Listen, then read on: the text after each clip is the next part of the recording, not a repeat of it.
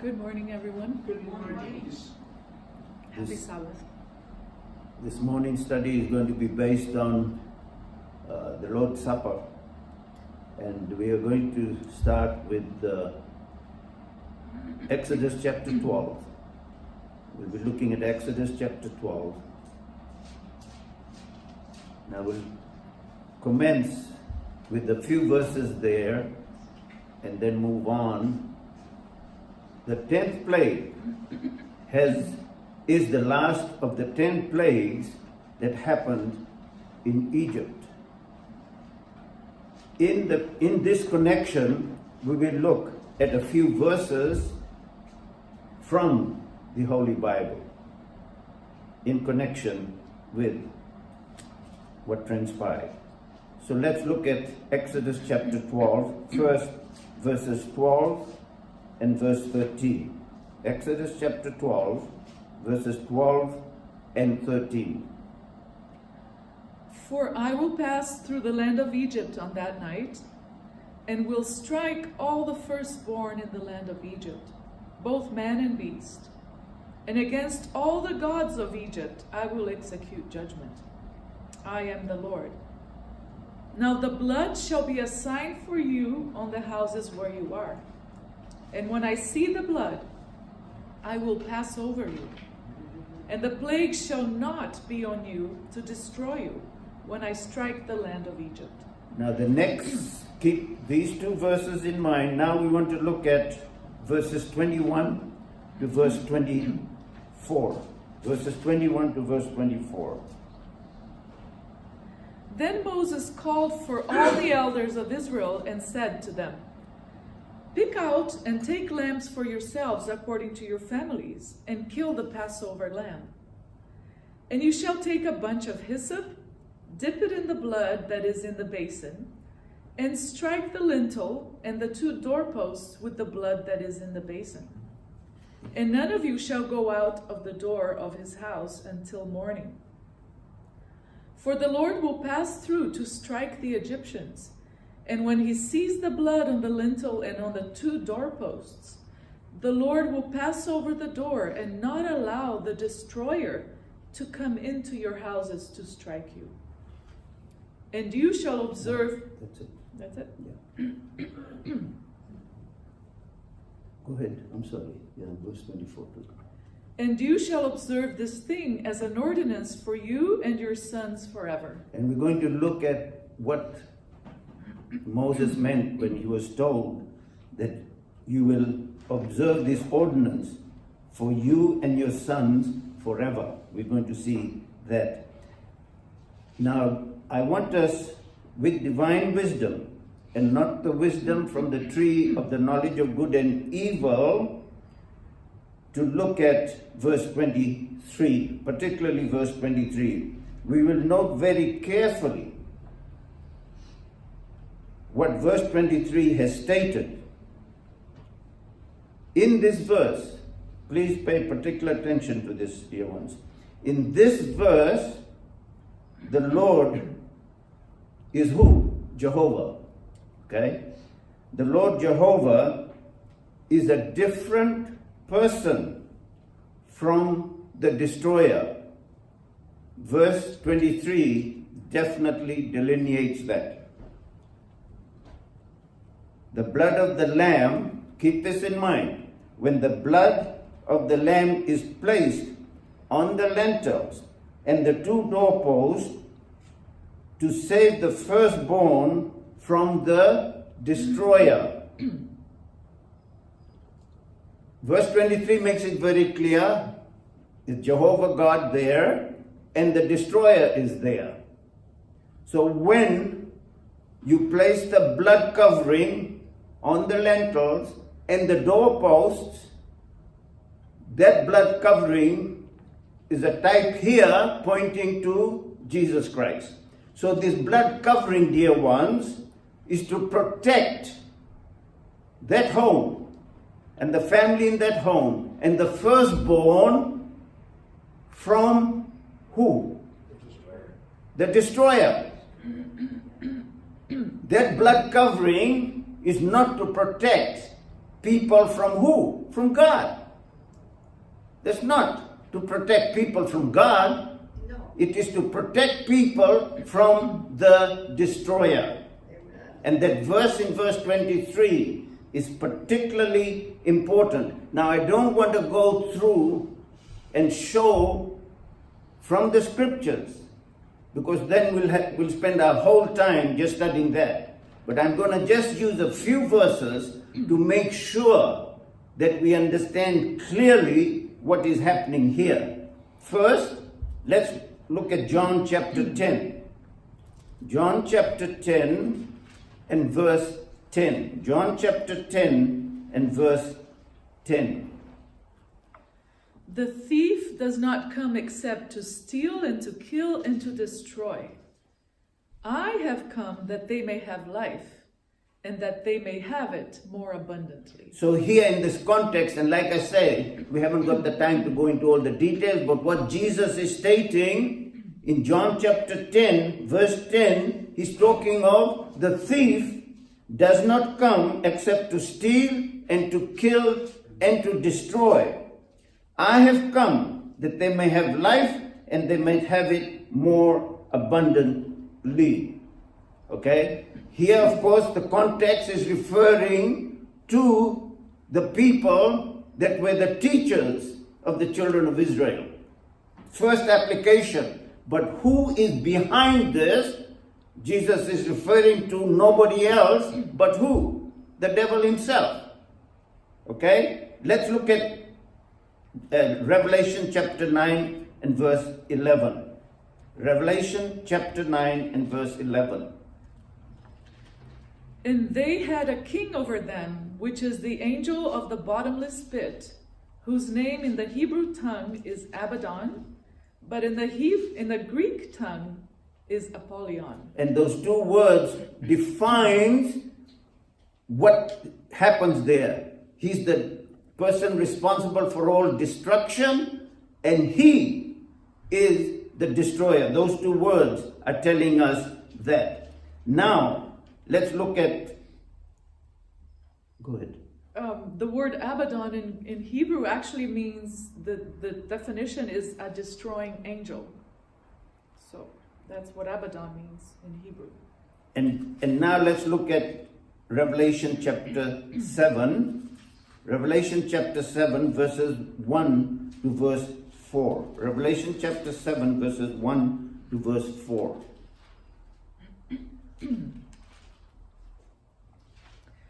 And these things after these things I saw four angels standing at the four corners of the earth, holding the four winds of the earth, that the wind should not blow on the earth, on the sea, or on any tree. Then I saw another angel ascending from the east, having the seal of the living God. And he cried with a loud voice to the four angels to whom it was granted to harm the earth and the sea, saying, Do not harm the earth, the sea, or the trees, till we have sealed the servants of our God on their foreheads. Okay, so here I want us to pay attention to what the seal is. Okay, it's very clear in verse 2. Then I saw another angel ascending from the east, having the seal of the living God. And then in verse 3, it tells us that they were sealed in their foreheads with this seal. So we must know what this seal is. Jesus himself tells us what the seal is. In John chapter 6 verse 27. John chapter 6 verse 27. Do not labor for the food which perishes, but for the food which endures to everlasting life, which the Son of Man will give you, because God the Father has set his seal upon him. So the seal that is on the person of Jesus Christ is from God, and that seal is to help us to make sure that everything of our understanding is focused on this person who has the seal. And then what happens? When we are focused on the person of Jesus Christ the way we should, that same seal is placed on us. And with that, Jesus has done for us and is doing for us to save us from who? From the destroyer. Hebrews 11 verse 28. And this is again referring to what transpired in Exodus 12. Hebrews chapter 11 and verse 28. By faith he kept the Passover and the sprinkling of blood, lest he who destroyed the firstborn should touch them. So here again in verse 28, by faith the people in Exodus 12 kept the Passover and the sprinkling of blood, lest he who destroyed the firstborn should touch them. So when we are sealed with God's seal, then this destroyer cannot touch us. Now, as far as the Lord's Supper is concerned, I want us to focus in John chapter 6. John chapter 6, we are going to look at verses 48 to verse 58. I am the bread of life. Your fathers ate the manna in the wilderness and are dead. This is the bread which comes down from heaven, that one may eat of it and not die. I am the living bread which came down from heaven. If anyone eats of this bread, he will live forever. And the bread that I shall give is my flesh, which I shall give for the life of the world. The Jews therefore quarreled among themselves, saying, How can this man give us his flesh to eat? Then Jesus said to them, Most assuredly I say to you, unless you eat the flesh of the Son of Man and drink his blood, you have no life in you. Whoever eats my flesh and drinks my blood has eternal life, and I will raise him up at the last day. For my flesh is food indeed, and my blood is drink indeed. He who eats my flesh and drinks my blood abides in me, and I in him. As the living Father sent me, and I live because of the Father, so he who feeds on me will live because of me. This is the bread which came down from heaven, not as your fathers ate the manna and are dead. He who eats this bread will live forever. So here, what Jesus again is focusing on, that we must do what? Eat his flesh and drink his blood. That doesn't literally mean that that's what we are supposed to be doing, but it's teaching us. And Jesus is telling us this himself. It is so important that we feed on him and him alone. And all the scriptures must come to us through the person of Jesus Christ. Now let's look at verse 32 to 35. In John chapter 6, verse 32 to verse 35. Then Jesus said to them, Most assuredly I say to you, Moses did not give you the bread from heaven, but my Father gives you the true bread from heaven. For the bread of God is he who comes down from heaven and gives life to the world. Then they said to him, Lord, give us this bread always. And Jesus said to them, I am the bread of life. He who comes to me shall never hunger, and he who believes in me shall never thirst. So once again, we are going into the Lord's Supper, and this is something that Jesus will address again in the Lord's Supper. But here, once again, we are told very clearly, with no equivocation, we are told very clearly that we must be feeding on the person of Jesus Christ. We must feed on him and drink his blood, because that is the source of true knowledge, of true understanding. If we want to know God, if the world wants to know God, they can only know God through the person of Jesus Christ. Nobody else can give that knowledge. Nobody else. That's why the whole world needs Jesus Christ. Now I want us to turn to Luke chapter 22. Luke chapter 22. And we're going to start from verse 14. Here we are now focusing directly on the Lord's Supper. Jesus institutes the Lord's Supper. So we're looking at Luke chapter 22 verses 14 to verse 20. When the hour had come, he sat down and the 12 apostles with him. Then he said to them, "With fervent desire I have desired to eat this Passover with you before I suffer. For I say to you, I will no longer eat of it until it is fulfilled in the kingdom of God." So keep this two verses, and in verse 16, he eats here, but then Jesus is very clear. I will no longer eat of it until it is fulfilled in the kingdom of God.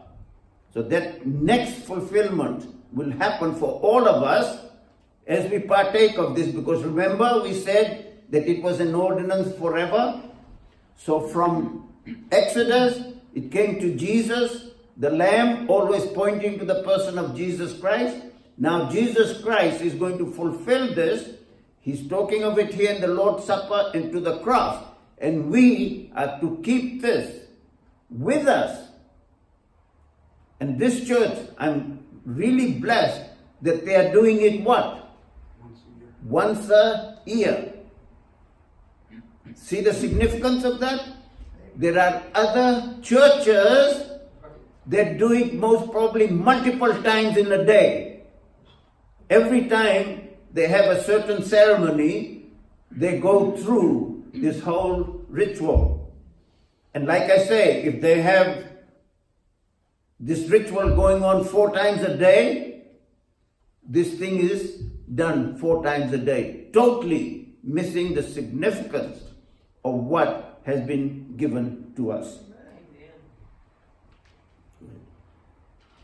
Then he took the cup and gave thanks and said, "Take this and divide it among yourselves. For I say to you, I will not drink of the fruit of the vine until the kingdom of God comes." Okay, here, once again, I must emphasize this. The wine that they are drinking, dear ones, pay very particular attention to this. This is not fermented. Under no circumstance this is fermented. Why? Because the lamb that is presented how? Without any contamination, without any blemish. So the moment we promote or sanction that the wine is a fermented wine, we have made Jesus what? A corrupted being, dear ones. Not this pure, spotless lamb that pointed to him. Because the Bible is very clear. Satan had what? Nothing on the person of Jesus Christ. Nothing. He became sin for us. He took on the totality of everything that fell on humanity. But he never compromised and gave in the least bit. And he took the bread, gave thanks, and broke it, and gave it to them, saying, "This is my body, which is given for you. Do this in remembrance of me." Likewise, he also took the cup after supper, saying, "This cup is the new covenant in my blood, which is shed for you. But behold, the hand of my betrayer is with me on the table. And truly the Son of Man goes as it has been determined, but woe to that man by whom he is betrayed." Okay, now pay very particular attention to what we just read in those last 2 verses about the betrayer. Jesus identifies a betrayer. Keep that in mind. I'm purposely stating it the way I am. He identifies a betrayer, and why did he do such a thing? We must ask that question, because everybody assumes that Jesus Christ, what? Exposed Judas as the betrayer. No doubt Judas was the betrayer, but we are going to see how Jesus dealt with this. How Jesus dealt with Judas as the betrayer. Dear ones, the significance of what we are going to look at teaches us that we must have the mind of Jesus when we are dealing with each other. Our favorite thing is what? What is our favorite thing? If I don't like John Mercer, what will I want to do? What will I want to do? Try and find the least bit of fault that I can find in him. And by finding that kind of a fault in him, what am I doing? I'm trying to build up my strength. I get my strength from putting him down. And why I'm bringing this up, everybody assumes that Jesus clearly identified the betrayer. He identified a betrayer, and we will see how this transpired. First in Psalms 41:9. If you don't have to turn there, we'll just read it. That's fine. Psalms 41 verse 9. Even my own familiar friend in whom I trusted, who ate my bread, has lifted up his heel against me. The next one we want to look at is John chapter 6, verse 70 and 71. Therefore, John 6:70. Oh, sorry. Yes. Jesus answered them, "Did I not choose you 12, the 12, and one of you is a devil?" He spoke of Judas Iscariot, the son of Simon, for it was he who would betray him. See, but that's not Jesus stating that. That was written afterwards when it was all exposed. And we're going to see from the Bible and from Jesus himself that he did not identify Judas Iscariot the way we have assumed. Now let's look at John chapter 13. John chapter 13, first we're going to look at verses 10 to 11. John chapter 13 and verses 10 and 11. Jesus said to him, "He who is bathed needs only to wash his feet, but is completely clean, and you are clean, but not all of you." Okay. See what Jesus is saying there again? He who is bathed needs only to wash his feet, but is completely clean, and you are clean, but not all of you. So he's referring to somebody else, but he's telling that he is not clean. So when he's saying he who is bathed needs not to wash his feet, I believe that bathing is the baptism. Those that have had the baptism, when they come here for the supper, what ends up happening? Their feet is dirty, so their feet needs to be washed. And what happens in the Eastern, at Jesus' time, they wore sandals, and sometimes they worked through even what? Muddy areas, and the feet would get dirty. That's what Jesus is talking of, that the feet needs to be washed. For he knew who would betray him, therefore he said, "You are not all clean." Now, having said all of this, now let's look from verse 18. John chapter 13 and verse 18 and onwards. Here, Jesus will tell us clearly what went on. Go ahead. "I do not speak concerning all of you. I know whom I have chosen, but that the scripture may be fulfilled, he who eats bread with me has lifted up his heel against me." And we saw that in Psalm 41:9. "Now I tell you before it comes, that when it does come to pass, you may believe that I am he." Okay, dear ones. Pay particular attention to this. See what here Jesus is stating? Now I tell you before it comes, that when it does come to pass, you may believe that I am He.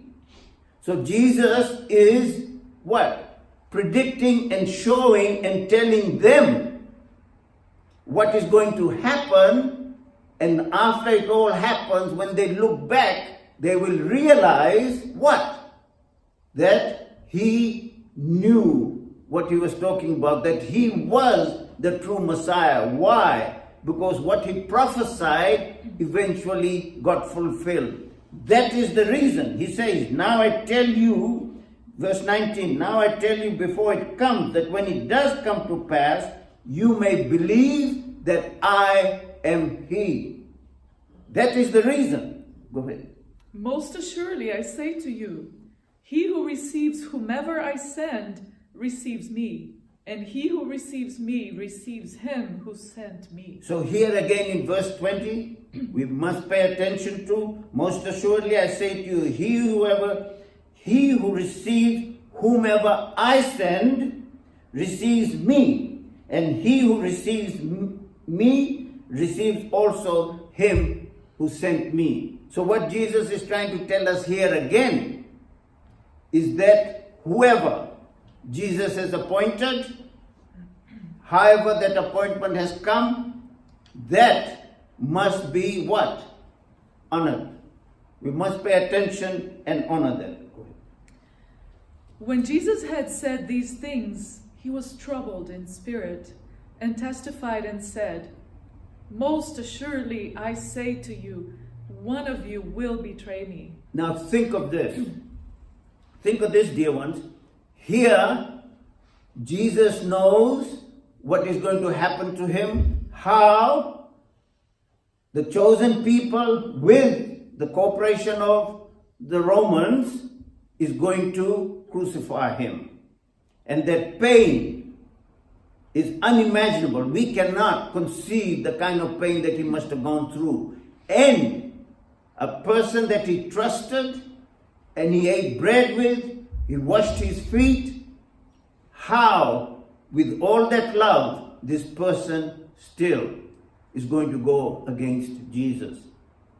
That is a heartbreaking thing, and that's what Jesus is talking of here. Most assuredly I say to you, one of you will betray me. Why? What is happening? That pain is in Jesus. Go ahead. Then the disciples looked at one another, perplexed about whom he spoke. Now there was leaning on Jesus' bosom one of his disciples whom Jesus loved. Simon Peter therefore motioned to him to ask who it was of whom he spoke. Then, leaning back on Jesus' breast, he said to him, Lord, who is it? Jesus answered, it is he to whom I shall give a piece of bread when I have dipped it. And having dipped the bread, he gave it to Judas Iscariot, the son of Simon. So we think here now Jesus has identified the betrayer. But we read previously what had happened, and the proof is coming. Go ahead.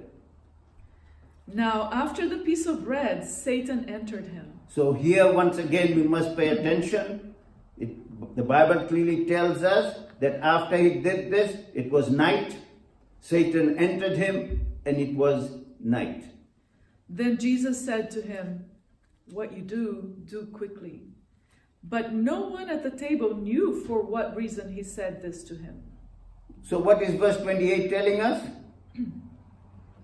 Very clear, isn't it? But no one at the table knew for what reason he had said this to him. They had no clue why Jesus said this to him. Even though he was the betrayer, all this transpired, but nobody picked it up that Judas was the betrayer. All this transpired afterwards. Go ahead. For some thought, because Judas had the money box, that Jesus had said to him, buy those things we need for the feast, or that he should give something to the poor. Having received the piece of bread, he then went out immediately, and it was night. So here, We are told they had no clue. They did not know. Even after all this happened, they did not know. Because Jesus, what? He did not, from his own mouth, turn around and say what? That it is Judas Iscariot. Everything he did it in such a way without overtly exposing Judas. How do we deal with erring people? Okay? How do we deal with erring people? Did Jesus know? And Judas was what? He was the treasurer. I know it sounds insane, but think of it. He was the treasurer. Did Jesus know that Judas was stealing from the treasury? Yes. Of course he did. Did Jesus ever expose Judas as a thief? No. Did he cut him off from being a treasurer? No. Why? Because that is the principle from the tree of the knowledge of good and evil. I know it is difficult for us to deal with this, but this is a reality here. This is a fact. Judas was who he was, but Jesus even allowed him to be the treasurer, because here they clearly thought what? For some thought, because Judas had the money box, that Jesus had said to him, buy those things we need for the feast, or that he should give something to the poor. He remained the treasurer, and it did not change. And Jesus knew what we are being taught here for us. And I know it is difficult. We might not have to go to this extent, but I believe a time will come when we will. But in small matters within us in the church, forget the money portion, small matters within the church, whether it's the leadership or us as church members, we have to be very, very careful that we are living by this principle of God's agape love that Jesus revealed here, dear ones. Don't be quick to try and expose each other with our faults and then use that to create what? Create what? Problems within the church. It comes, believe me, dear ones, this is not from God. If any one of us are practicing such a thing, I'm seriously trying to tell us it is not of God. That is the work, raw work that comes out from the tree of the knowledge of good and evil. We should be very, very careful. My understanding is this. Just let it be. Live by the principle of agape love and let it be. Treat each other with that love. And that's what the whole event of the communion, of the Lord's Supper involved. With that, now I want us to look at John chapter 13, verses 1 to 17. We are now going to look at something I think is of vital importance. John chapter 13, verses 1 to 17. Now before the feast of the Passover, when Jesus knew that his hour had come, that he should depart from this world to the Father, having loved his own who were in the world, he loved them to the end. And supper being ended, the devil having already put it into the heart of Judas Iscariot, Simon's son, to betray him. Jesus, knowing that the Father had given all things into his hands, and that he had come from God and was going to God, rose from supper and laid aside his garments, took a towel and girded himself. After that, he poured water into a basin and began to wash the disciples' feet and to wipe them with the towel with which he was girded. Then he came to Simon Peter, and Peter said to him, Lord, you are washing my feet? And Jesus answered and said to him, What I am doing you do not understand now, but you will know after this. Very important verse there again. He didn't understand what was going on, but he will understand it afterwards. Peter said to him, You shall never wash my feet. And Jesus answered him, If I do not wash you, you have no part with me. Please, dear ones, please pay particular attention to verse 8. Peter said to him, You shall never wash my feet. Jesus answered him, If I do not wash you. Peter said what? Feet. But what does Jesus say? If I do not wash you. Not just the feet. He says, if I do not wash you, you have no part with me. He's talking to who? To the three inner core of the disciples. Peter is one of them. And he's telling Peter that if I don't wash you, you have no part in me. That applies to us today, dear ones. That applies to us today. If through the person of Jesus Christ, we don't understand God's agape love, then we must understand God's agape love through the person of Jesus Christ. If not, we have no part with Jesus. And if we have no part with Jesus, then what that also means? We have no part with who? With God. You cannot. And this is why Jesus is so important. What he tells Peter must be a settled issue for all of us. We must allow Jesus to wash us completely, which means to say Jesus must wash every shred of the tree of the knowledge of good and evil that is in us, cleansed, so that we can live purely by the law of agape love, by Jesus' law from the tree of life. Simon Peter said to him, Lord, not my feet only, but also my hands and my head. See, he got what Jesus was referring to. Jesus said to him, He who is bathed needs only to wash his feet, but is completely clean. And you are clean, but not all of you. See, so here now Jesus, because of what Peter acknowledged, Jesus says, now what? You are clean, but not all of you.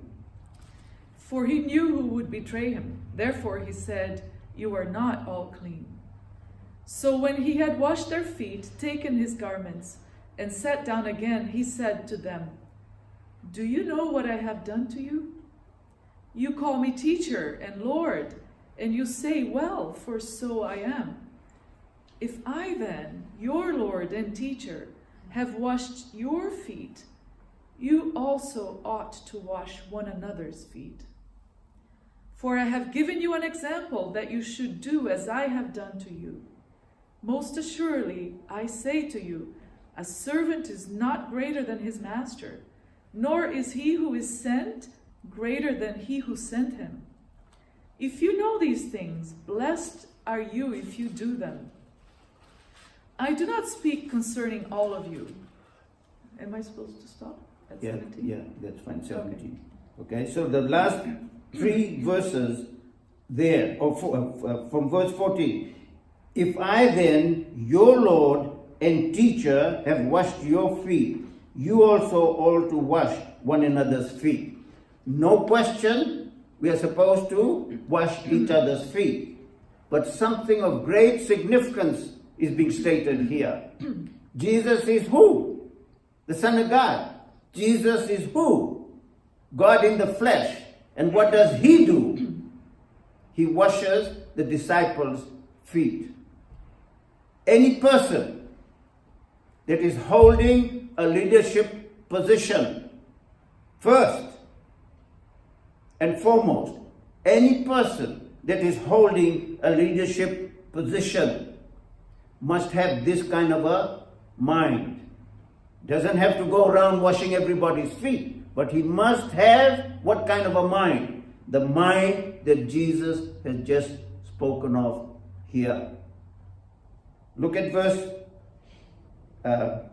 15. For I have given you an example that you should do as I have done to you. And no doubt we are supposed to do it among ourselves.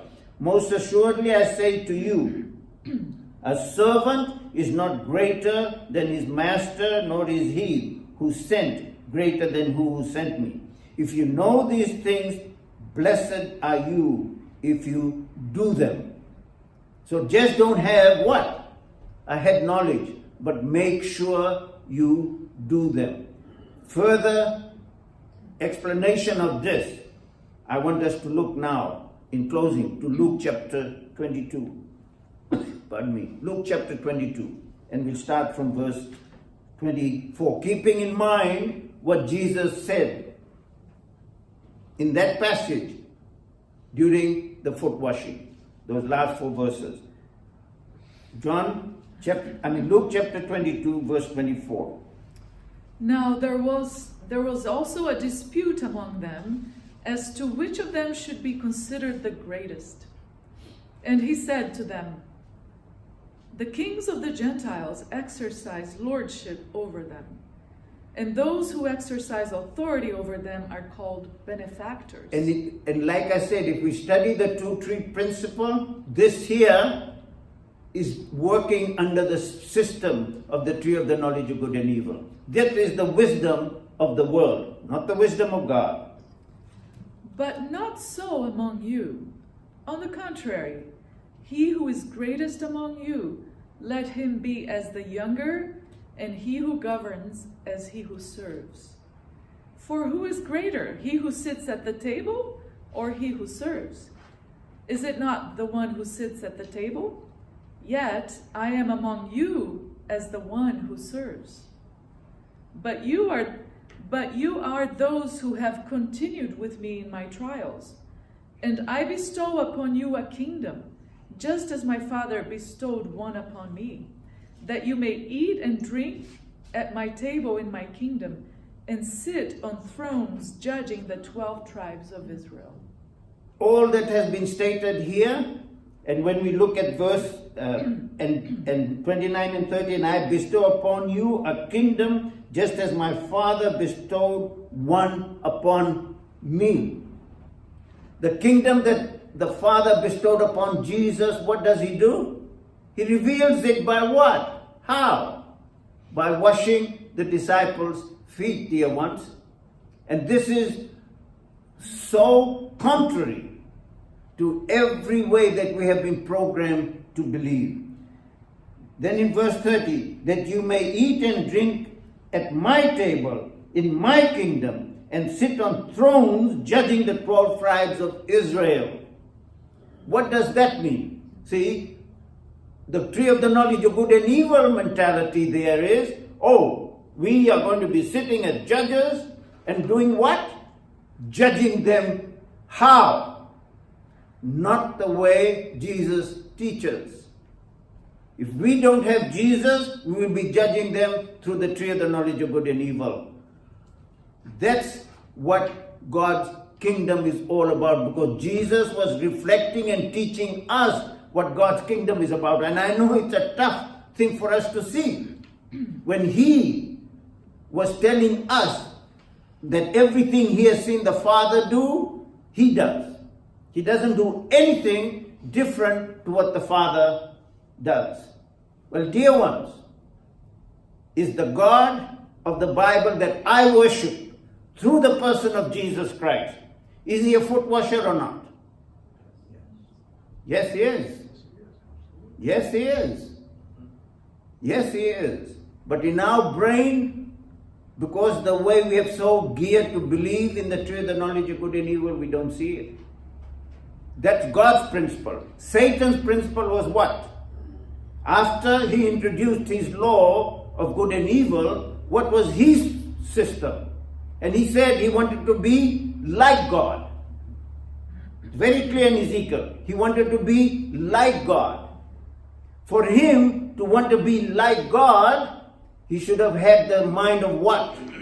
A servant. To serve. He totally misunderstood God's agape love and thought it meant that I will exalt my throne above all the stars of God. He didn't say, I'm going to exalt my throne above God.